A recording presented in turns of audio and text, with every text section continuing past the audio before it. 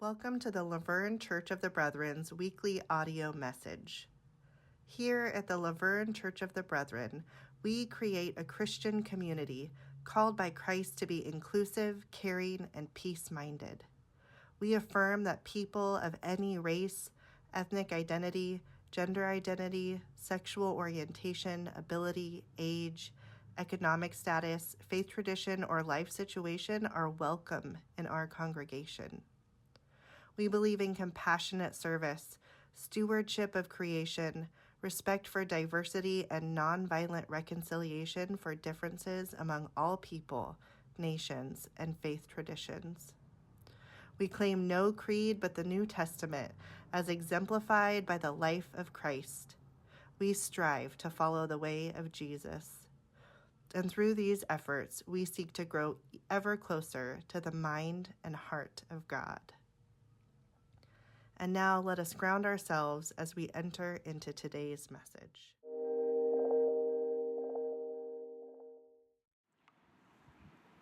In his gospel, Luke wrote, "Now the Lord told his disciples a parable about the need for them to pray always and not become discouraged and give up.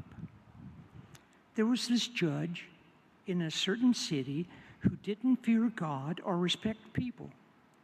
Now a widow in that town kept coming to him saying, 'Give me justice against my adversary.'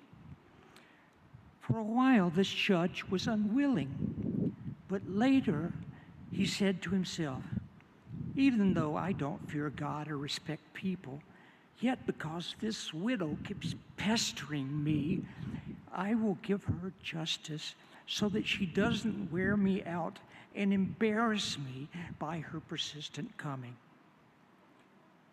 Then the Lord said, 'Listen, there is a meaning in what even the bad judge said.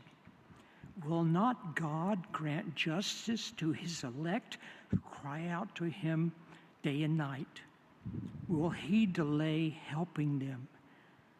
I tell you that he will swiftly grant them justice.'"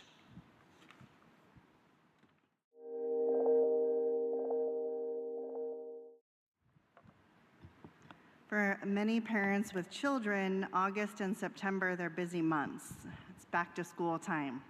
My kids started back to school 3 weeks ago. And on the first day of school, or the first week of school rather, one of my kids, who shall remain nameless, decided that on Wednesday he was not going to go to school. Ironically, Wednesdays are my day off from church responsibilities, and also only his third day back to school. So clearly the school year was off to a great start. We negotiated a bit. He would take a packed lunch to school. He would make sure that his favorite pants were clean. Thanks, Jeff. He could take his favorite stuffy, okay, more than one stuffy. He wanted to take 2 stuffies. None of that sufficed. He still would not get in the car for school. So we negotiated some more. He agreed he would go for half a day at lunchtime. And so at lunch, we did make it to the school, all the way into the school office. And in the office, he darted for the door and proceeded to run out the door and into the school parking lot. Things were not going well, and our negotiations had failed. So I decided, okay, I'm just gonna wait him out. I laid out the plan to him. We would either sit outside the school office or he would go into school. So outside the school office or into class. We're just simply not going back home. So we sat in the shade in front of the school office. We had great conversation.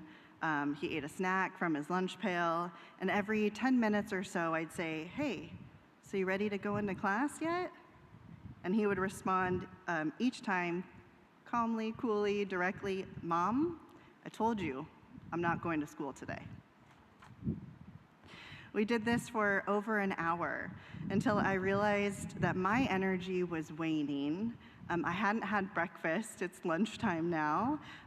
It was really hot outside, and at this point, I was pretty emotionally and physically tired. So while I thought I was waiting him out, he had his own plans to persist and wait me out. And he is the one who succeeded. We got in the car together and went home together. I will say, though, the next day he went to school, no problem, and it's been fine ever since that day. The persistence of kids is admirable. It reminds me of the persistence that we read about in our text today. In our story from Luke, Jesus tells a parable, a story about a judge and a widow. Now, the author of Luke gives us context, tells us this parable is about prayer. But what I love about Jewish thought is this concept of midrash, this idea that interpreters can read and discern ancient texts from many angles, drawing out various themes and different lessons. And so this morning, I'm reflecting on this text not from a lens of prayer, but from a lens of action. Now, the power dynamics in this story, they're wide. We've got a judge. He's a person with privilege, a person who holds much power. And then we've got this widow, a person without privilege, without resources. Women in ancient Palestine relied heavily on their husbands for protection and resources. A widow was someone without a husband, without protection, without economic resources. Widows were often left vulnerable and unprotected. This is why the Jewish text calls worshipers of God to take care of the widow and the orphan, because they were among the most vulnerable in their society. So the listeners of this Luke text, they would have known this to be true.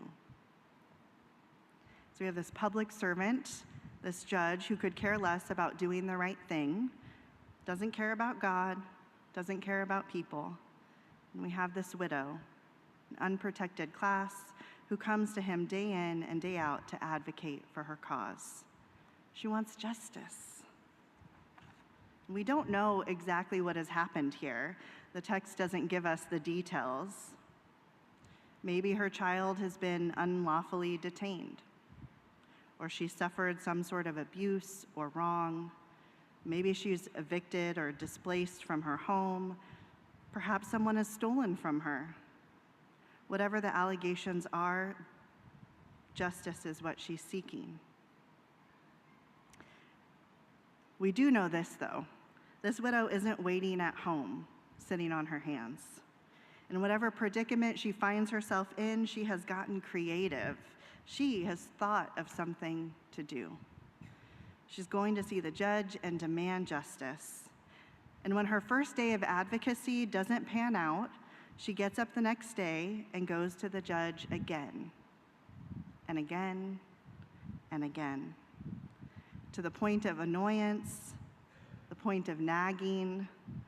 She's become a nuisance. She embodies the lyrics from Ella's song that we just heard. We who believe in freedom cannot rest until it comes. She doesn't rest. She persists. And eventually her determination pays off. She tires out the judge. The judge doesn't concede because his heart has changed. No, he doesn't concede because he wants to do the right thing. He grants her justice because she has become too persistent to ignore. Like my son did on that first week of school, this widow made her desire known, and she persisted until she got the justice she was after. She wore the judge out. Now, this story of persistence for justice isn't isolated. This story is repeated throughout history. The civil rights movement was led by activists who refused to wait for public servants, for politicians to make changes out of the goodness of their hearts. It was because of their moral imagination and persistence, because of boycotts and marches, organizing, political activism, because of those things that change took hold, that our country took steps toward racial justice. Pomona resident Ramiro Santiago has been detained at the Adelanto Detention Center, needing medical treatment for months.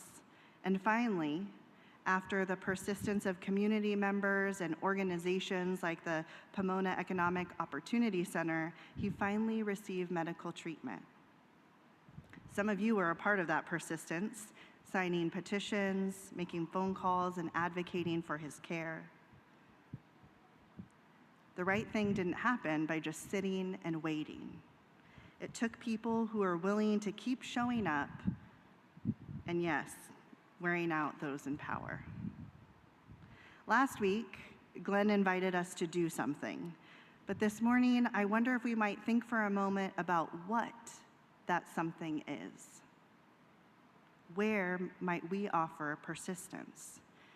Or as Mr. Rogers invites us, let's think of something to do while we're waiting, something liberating, something that will be true to you. There's no limit of the possibilities of what we can do. We've heard this summer from many of our neighbors, Pomona Pride, University of La Verne, Hope for Home, Tri-City Mental Health Services, House of Ruth. We just heard from Latina Roundtable. The list goes on and on. There are organizations working for justice and community care right here in our midst.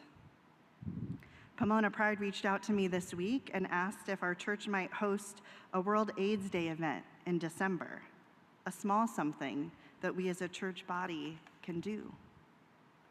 And a few weeks ago, we hosted an intergenerational and interfaith event here in this very hot sanctuary, Songs and Stories of Solidarity. And during that gathering, we raised over $3,000 for detainees at the Adelanto Detention Facility so that they can buy medicine, make phone calls to their loved ones, purchase food. We thought of something to do, and then we did it.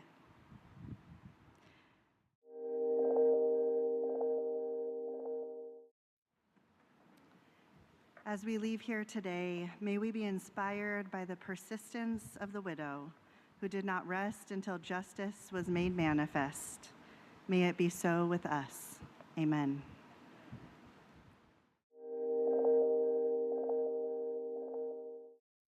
We're so glad that you listened to the message today. If you're looking for an open and affirming, peace-loving, and justice-seeking congregation, consider visiting us for in-person worship on Sundays at 9:30 a.m. We'd love to meet you.